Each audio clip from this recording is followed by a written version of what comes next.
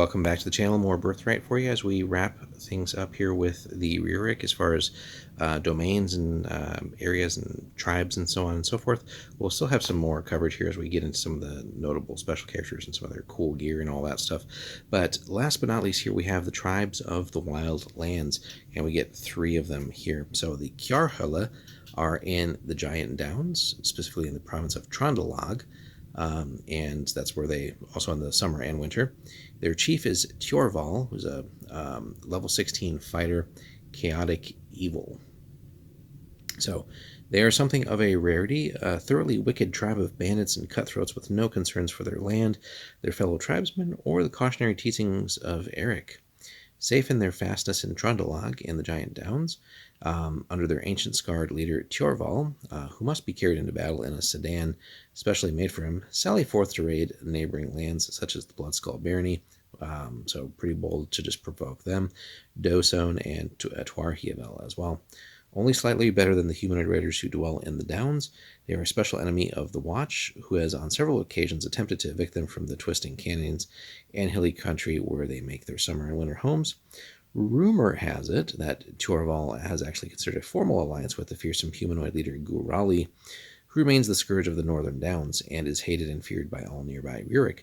So really, these guys are Rjurik and basically just on paper, right? These guys are essentially an evil tribe. Probably not one that PCs should want to be a part of, but could be a fun quest as far as, you know, getting rid of Gurali as well. Maybe also dealing with these guys across many little skirmishes and conflicts. We then move on to the Hellscar. They are in Hjolvar as far as the kingdom, specifically Tarlhas in the winter and Rjurik in the summer times. Chief is Rankshar, a level 9 fighter, small bloodline, chaotic good. It's a tiny tribe, only 50 members, and is one of the few true Rjurik tribes to dwell in the inaccessible wilderness now known as the Kingdom of Hjolvar. Life here is rough, and they are only barely aware of the existence of a world beyond their tribal lands. Again, could be a fun adventuring campaign too, just to like be a part of them, and then like really having no concept of the wider outside world, and then just in some way, shape, or form, whether more just from curiosity and exploring, become aware of that, or having that forced upon them by outsiders, whether they're bad or good. Each day is a struggle for survival, even in the short temperate days of summer, when the tribe hunts mountain goats and braves the waters of the Thalassian Sea in hide kayaks, seeking seals and pilot whales for food. They have few enemies save nature itself, but they remain dedicated to the ways of Eric, viewing the harsh northern climb as the deity's way of testing them and proving their tribe worthy of continued survival. The scouts sometimes aid King Uldvik, and they maintain good relations with their regent on the rare occasions when they actually come into contact with him. So they have some knowledge of the outside world, right? Still, they remain good Rjurik, unwilling to accept outside aid or to acknowledge any temporal authority higher than the old and respected chief Rankshar. And then finally, the Ingalen. They are in Kvigmar and specifically Jarvild year-round, led by a level 8 priest of Eric with a 20 bloodline and chaotic good.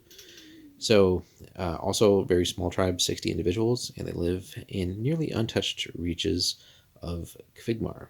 Thus far, neither Jarl Ulrich nor the Ingalen are aware of each other's existence, so that's how isolated they are. So again, this would be kind of like what we talked about with the Hellscar, but really to a much more extreme idea. In fact, their lonely existence has created a number of unusual beliefs among the tribe's members, including the notions that the entire world is covered in ice, that fewer than 100 humans exist anywhere, and that the ocean is virtually endless, terminating only when it reaches Eric's undying realm, and an inconceivably far distance to the east.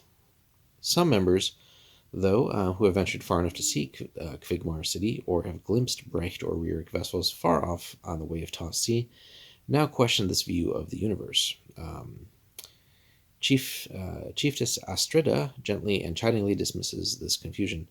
Most of the tribe's older members feel that belief in a world outside the snow and ice of their realm somehow shows a lack of faith in Eric, and some even go so far as to accuse those who question tradition as blasphemers and call for their expulsion from the tribe.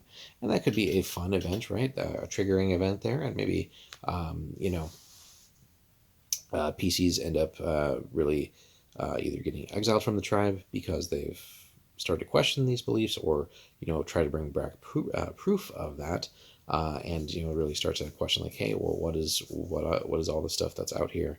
So this could almost be somewhat similar to the debate of is the world flat or round, and proving that and dealing with like the Inquisition and all that from earlier centuries. So maybe not quite as uh, severe of a conflict in that sense, as far as like being executed or anything like that. But here, just more expulsion from the tribe. But maybe that's something where the tribe is at some point forced to just acknowledge forcibly that there is an outside world. But what would that do to their really seemingly core belief of how the world is? So that could be a very interesting and challenging thing to role play, but could be fun as well, and really just